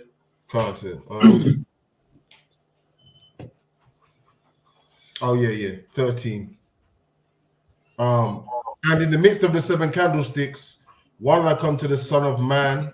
Talking about Jesus Christ. Talk about Christ, and this is how Christ dressed. Come on. Clothed with a garment down to the foot. And Christ had a garment and down to the foot. This is how our people dress. Christ wasn't the only one dressing like this. All of his brothers just like this too. Had a garment and down to the foot. A nice long garment. Like what? Not a dress. A dress is like, it's different.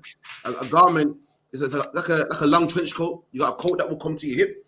Then you got a long one that will go to your foot. Christ had a garment that went down to his foot. Come on. Khan, and girt about the paps with a girdle, with a golden girdle. That's how we dress, with a garment down to the foot and a girdle around our paps, around our waist, like a belt to keep the garment from flapping everywhere and flying everywhere. Also, a solid gold girdle will stop someone from stabbing you in your major organs, like a bulletproof vest. Like, come on. Khan, and his head and his hairs were white like wool, but so that's how we dress. Okay. Someone give me also in someone give me Matthew 9 and 20. If you could up and get me 9 and 20, Alban, put up the word hem in the. So, like you said, was this an everyday thing that they wore? Khan, this is the basic. I'm going for the basic garment. Show you how brothers. Matthew chapter 9 and verse 20. Other one. That's right. Okay. And behold, a woman. And behold, a woman which was diseased with an issue of blood. So there was a woman that had an issue of blood. She, some women have period bloods that last longer than 7 days. Some women have it for years. We're reading about a woman like that right now. Unfortunately, this woman had an issue of blood. She just kept leaking. Come on. Okay. 12 years. 12 years, man. Yeah, come on, man. Okay. Came behind him and touched the hem of his garment. And this woman touched the hem of Christ's garment. If you could, Alban, get that word hem in the Bible dictionary. Salaki, I don't have the Bible dictionary to hand. Sorry. Blue that, sorry. Okay, please, yeah, blow it up. Sorry. That's what I meant. I can get it right here.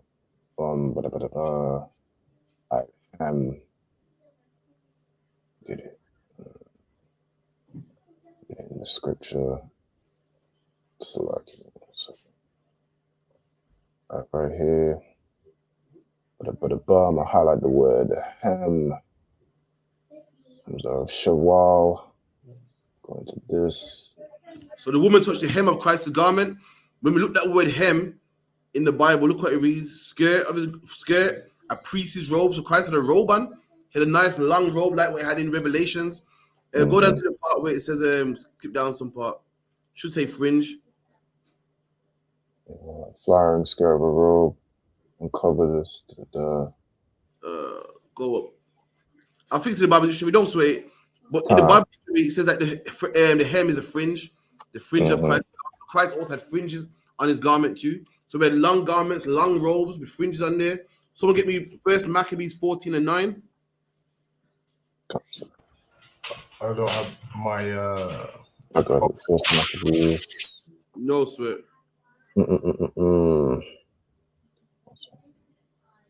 He said First Maccabees 14 and verse 9. That's right. Okay. First Maccabees 14 and verse 9. The ancient men sat in all the streets. The ancient men sat all in the streets, communing together of good things. And the young men put on glorious and warlike apparel. There you go. And the young men put on warlike and glorious apparel. So men had warlike clothing on. So we had a robe on, a garment on, like the Bible says, fringes, and we had warlike apparel. That's why you see brothers with armbands and so forth. Why for war? You see brothers with gloves on and so forth in the UPK. Ready for war. You see brothers with even sometimes got stab-proof vests on. Why? Because we wore warlike apparel. We were the people that not only did we have our culture to wear garments, to wear robes and so forth, we also had a culture of being on Shema and being ready. And we also wore warlike apparel as well. So you see brothers in the school with garments on and also bulletproof on. Also have stab-proof clothes on, slide sleeves on. What else brothers have Akayan, in the school? Brothers have shin guards, whatever the case may be, because whites are accustomed to also put on warlike apparel. To be ready for war as well. Someone give me a Matthew 3 and 4. Matthew 3, verse 4. And the same John had his raiment of camel hair and a leathern girdle. So just like John, another priest of God, he had a garment like Christ, but his was made out of camel fur. Now, you guys might know this to be the truth for a long time, but camel is unlawful to eat, is it not? Correct. So how John got a camel garment on? If I could, sir. No, Rabban, I know you know already, man. So like, Rabban, don't be cheating, man. Rabban been around a long time, you know. The Bible goes, anything unclean, you can't eat it, and you can't touch his carcass. So how can John have a camel coat on when in order to skin it, you gotta touch his carcass? How is it possible? Come on. So lucky, I don't know. I remember you saying something about it. Same with pigskin as well, right? But I can't remember what it is. No, Quasar. John had a camel coat, yeah, but it's unclean to touch camel. I lie. They're unclean. They don't have split hooves. They don't chew the cud. So how is that possible? If it touched it, it's unclean. How is that possible? No, but John's gonna put it on him though, innit? Which make it unclean. So how's that possible? Definitely had one. Read it again. I can't. I think it's the hair, innit? Just the hair. Oh, Hakayad, yeah. Give that hand, man. There you go. When you read it, it says his coat was made of camel fur. So we didn't kill the camel. You shave it, make a coat out of it, then it'll grow back. To kill it will make it unclean. The carcass is unclean. If you skinned it, then yeah, it would be unclean. But you shaved it, man. You shaved it, you fur on him. That's clean. You can do such a thing. You didn't eat it. You didn't kill it. There was no carcass involved. So that's for anyone that, just for the future, if anyone tries to come with you, but the Bible contradicts itself, it don't. Just don't understand it. Read that again. That's right. And the same John had his raiment of camel hair and a leathern girdle about his loins. There you go, just like Christ. But Christ had a gold belt around his waist. He had a leather one around his waist. John the Baptist's coat was made out of camel fur. That's how he made his garment. That's how he made his cloak and his robe. He made it out of a camel fur, man. So that's how our people dress. Give me an Exodus 28 and 42.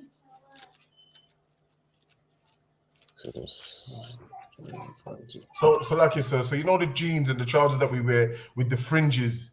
Is that just like that's the warlike apparel, right? No, that is give me numbers about the fringes in the borders. Give me that one. I'm gonna show you what that is. Okay. And also, what you got to understand, Hakian, is we have a custom on how to dress, which we're reading right now. And also, in spite of all that, we also got our own flavor and our own spirit as well that we can add stuff. You feel me? So you see a brother with a wolf on his garment, you're thinking, yo, that in the scriptures. The brother's wearing a garment, but he wants to add a little wolf on, man. He wants to add a little gold on there, a little trimming. He's also fly, the black man. So brothers can add stuff as well to look, look trendy. You feel me? No sweat. That's Numbers 15 and 38. Go on, read that, Baba Kashar. Fringes.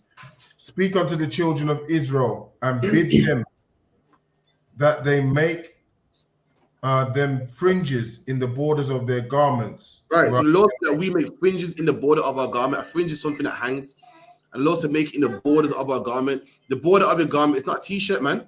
It's not the skirt of your t-shirt. It's not the hem of your t-shirt, man. A border is where one piece of material meets another piece of material, man. The border from England to Scotland is where England ends and where Scotland begins, man. Fucking hell, excuse me. So it's called, aka the white man calls it a seam. In 2024, the white man calls it a seam, man. The Lord wants bought fringes in the borders, man, and that's what our seam is in our pants, man. We have fabric, and in the corner, fabric here meets fabric here. In between it is fringes, man, and that's why it goes down our leg, man. Right. And you got other brothers. You got some brothers that put fringes where there's no seam. Why? Because it's got flavor, and they want to go fringe crazy. But the Lord says you must have it in the borders of your garment. Now, if you want to go crazy and add some more and put it here and put it on the side, that's on you, man. We're a people full of flavor. We can do that, man. But this is the law that we must have it in our garment. That's why down our trousers we have fringes. If that makes sense, Hakian. That's perfect. Cool, I appreciate it. Read that again, Baba Kishar. And So like, what verse was the other one? 15, 38, 38. Yeah, 38. Yeah, can't. Speak unto the children of Israel and bid them that they make them fringes in the borders of their garments throughout the generations. There you go. And we made borders in our garment for our generation. That's where the fringes come from in our jeans, man. You have fake Israelites with fringes on, and it's not in the border, so it's on the end of their garment, man. That's not where one piece of material meets another, man. It's not in the border, man. It's not in the seams. Someone give me Exodus 28 and 42. Exodus 28. Can't I gotta say book of, oh, select All right, read it then if you got it. Go on, sir. The book of Exodus, chapter 28 and verse 42. And thou shalt make them linen breeches to cover their. The priests will wear what? Linen breeches, man. That's we don't wear. We have a long garment, but we got something underneath it, man. We don't got a skirt. A skirt women have nothing underneath. Linen. Under our garment, we have linen breeches, man. And what were the linen breeches for? Read that again, Alban. To cover their nakedness. There you go. We had linen breeches to cover our nakedness, man. Which today you call trousers or pants or whatever the case may be, man. And on them linen breeches with what fringes in the border of them, man. That's how you know our garment is it's a long robe, like a poncho or a trench coat, man. It's not a dress. It's like you have short garments, you have short coats, you have long coats, you have short ponchos and long ones. That's all it is, man. Feel me? Keep it in. Another one, Khan. From the loins even unto the thighs they shall reach. There you go. And these were today, man made something called jeans or trousers, but back only I think up until the 60s, trousers started to go to your ankles. But prior to that, trousers they were always shorts. Right. You feel me? And we wore trousers. To that point, I'm a lying. But back in the days, school uniform had shorts in it. Only recently, I think in the 80s, they started making trousers down to your ankles. But school uniform was always shorts, man. Only recently started to make it longer. You went to school back in this is a picture of my uncle and my mum, black and white picture of my uncle at the shorts on, man. And that's how men wore back then. They wore breeches, but they were shorts in England as well. Only later on, trousers started to go down to your ankles. So our priest had trousers or jeans or pants, whatever, under his garment, man. And we're reading it right here, the breeches under his garment, and they was to cover his nakedness, man. Come on. Another one, Khan. And they shall be upon Aaron and upon his sons when they come in unto the tabernacle of the congregation, or when they come near unto the altar to minister in the holy place. There you go. When the priest was doing his job, he had his breeches on, his nice garment on, his ephod, his fringes on, pants on, the whole nine, man. And they say, you know, that these men will fly as well. These men went broke. When you think of the Catholic priests are broke and horrible and looking rough, and they wear a piece of rope and some sackcloth. These men had linen breeches. Linen breeches is expensive today, man. Today, so one more task and I'll let you go. So, like, please pull up a pair of linen boxes right now. 24. Last time I checked, £24 for one pair. You know, my man out here buying Primark packs, free a pack. You get me for $5. And meanwhile, linen costs £24 for one. I said, yo, listen, these priests were rich, man, and they wore the finest materials, man. Right here, it's getting a little cheaper now. That's it, 20 something pound. Yeah, 23. They ain't linen. Let's see. Also, like I spelled linen wrong.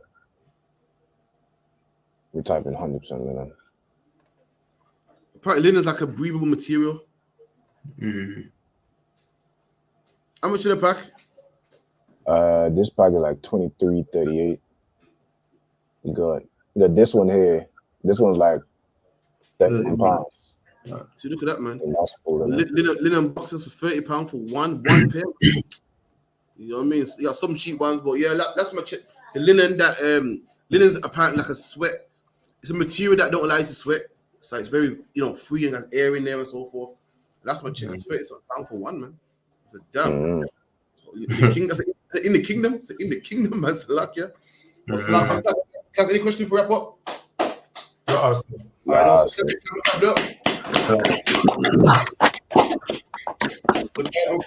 pass over to priest and prophet. Who's the guy today? Officer Quatazar with the salute officer.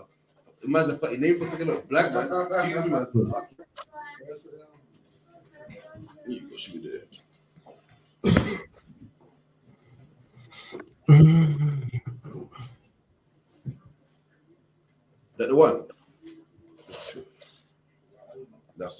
still. Lord of Christ. Also, tomorrow on the ends, next week Friday as well. Oh man, Day of Atonement. You guys get ready, man. We have a class on Thursday about it. Come on. One courtesy salute to the teacher. Amajim Shabbat. Amajim Barak. Yajamata. Sa. Brothers and sisters.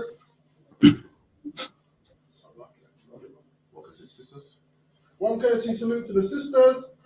Men of Israel. Amajim Shabbat. Amajim Barak. Yahweh Shema. Alatan Ba'Shem Yahushai. Yajamata. That's Smith.